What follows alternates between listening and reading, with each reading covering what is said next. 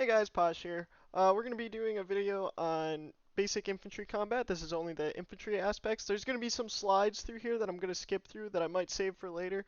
But this is what the 27th teaches new players whenever they join the regiment, if they do wish to. So let's get into it. So comms. Communication is very important in Foxhole. A lot of you already know how to do it. Local chat, whether that be uh, playing with your friends or whatever. So make sure you're always communicating.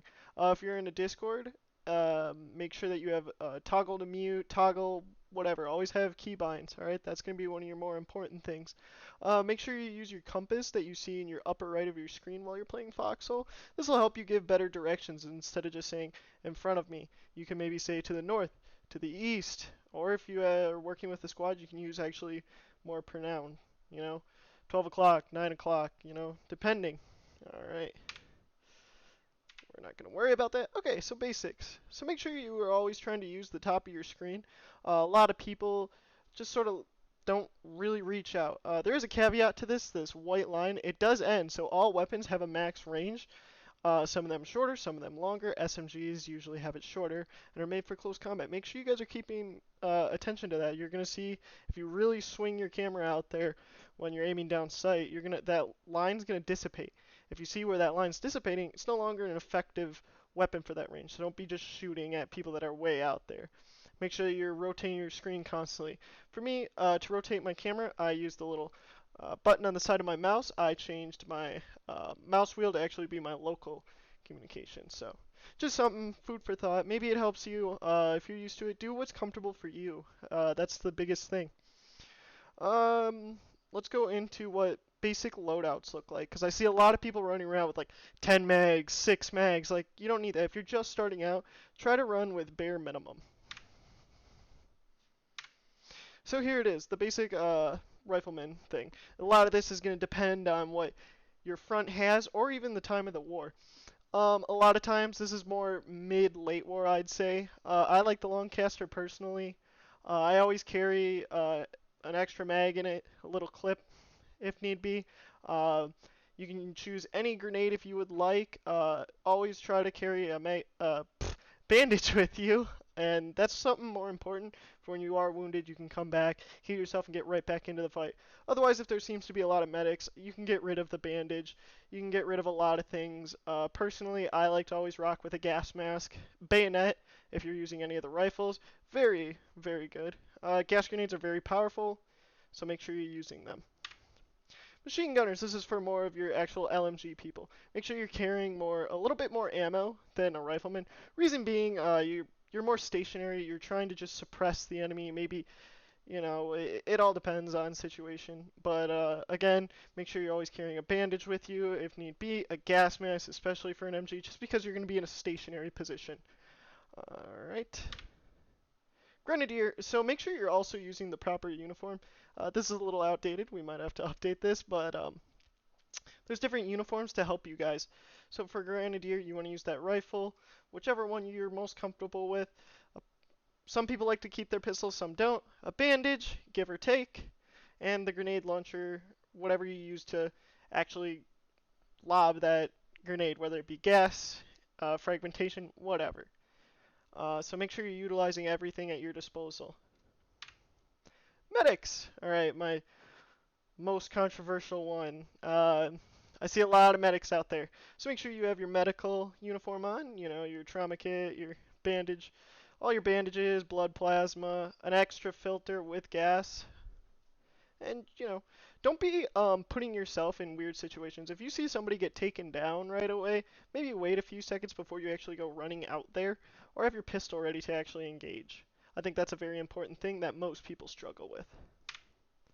Alright, let's talk about recovering people. So you have two different types. You have downed player, which is somebody who can still be revived, and then there's actually critically wounded. Critically wounded is very important, especially for early start in wars, or if you're just out of soldier supplies or getting near that soldier supply count running low. You want to carry these back to medical tents where you can submit their bodies, and the medics can turn them into leather and turn them into soldier supplies. So just make sure you're doing that, keeping your eye out. It can give you 4 soldier supplies off of 1 dead body, so it's something very important to pay attention to.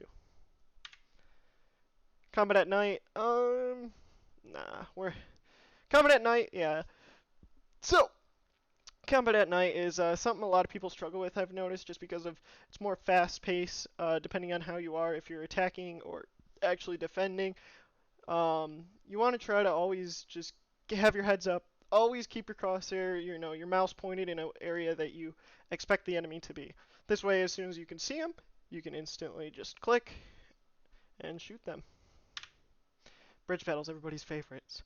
Make sure that you're using gas, fragmentation, push, use everything at your disposal. This goes for anything, just in Foxhole. Alright? Unorganized pushing is generally ineffective. It is going to be boring. It is going to be drawn out. It's bridge battles. We've all played them. And that's just how nature is of Foxhole. Tank combat. Alright, so remember, this is just for infantry, guys. How do you deal with tanks when you're infantry? Use everything at your disposal. Stickies, if you're a warden, you can use white ash. If you're a collie, you got, all sorts of things at your disposal.